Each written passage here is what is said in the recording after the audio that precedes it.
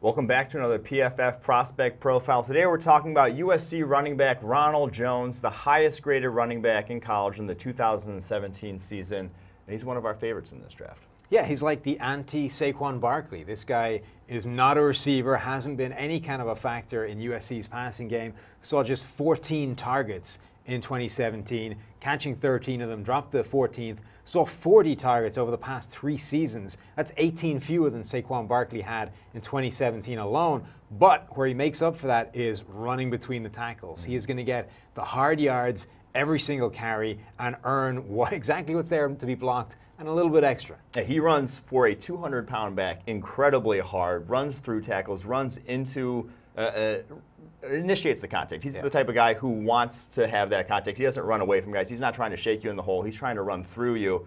And that's why he was one of our highest graded backs in college. Had one of the best yards after contact in the country and is so incredibly sudden between the tackles. He sees a hole, he goes for it, and that translates well to the NFL. It's what makes him such a fantastic ball carrier, but it's also, I think, a big cause for concern because he runs with that kind of reckless abandon style that you see from Adrian Peterson or from Jay Ajayi when he came on the scene from Miami, and that's a really good thing to have, but those are both much, much bigger backs. This is a guy that's basically 200 pounds. Is that going to work at the NFL level, or is it going to be the reason that he breaks down pretty quickly? Yeah, he does have 2 very big question marks going into this draft. The first one you already really touched on was the receiving thing. He's just never been a factor in the receiving game. And the second one, a 200-pound back at 6 foot, that is on the small end for a running back. The way he runs, I'm not saying it's going to necessarily lead to injury, but it just might not necessarily translate because in the NFL, everyone gets bigger, everyone gets faster, and so those arm tackles that he used to shred, now it's a 245-pound linebacker instead of a 230-pound one, and he's probably taking you down. So that, to me, are the 2 biggest concerns with him. But his big playability is still, I think, going to translate. Yeah, I think it will. And I think he'll still be able to run through those arm tackles and still make a lot of that hard yards after contact. Average 3.7 yards per carry after contact in his college career. I'm reading that straight from the PFF draft guide, which you can get yourself if you have PFF Edge or Elite.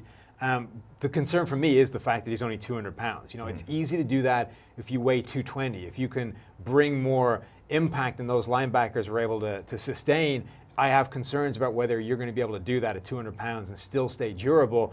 The receiving thing, it's not so much that he wasn't a factor in the passing game. I don't think you can necessarily ding a guy for that. It's the fact that when you go back and watch all 40 of those college targets, there's some pretty ugly drops in there as well. And they were basically routine, easy swing passes out of the backfield, just last desperate option stuff when you're the USC quarterback. If he had been perfect hands all the way through those 40 targets, I don't think you could unfairly take him down for not being a big factor in that offense. But when he's struggled with that limited workload, whether he's going to be able to be any kind of a factor in the passing game at the NFL level is a concern. There you have it. We have our concerns about Ronald Jones, but still love his big playability translating to the NFL.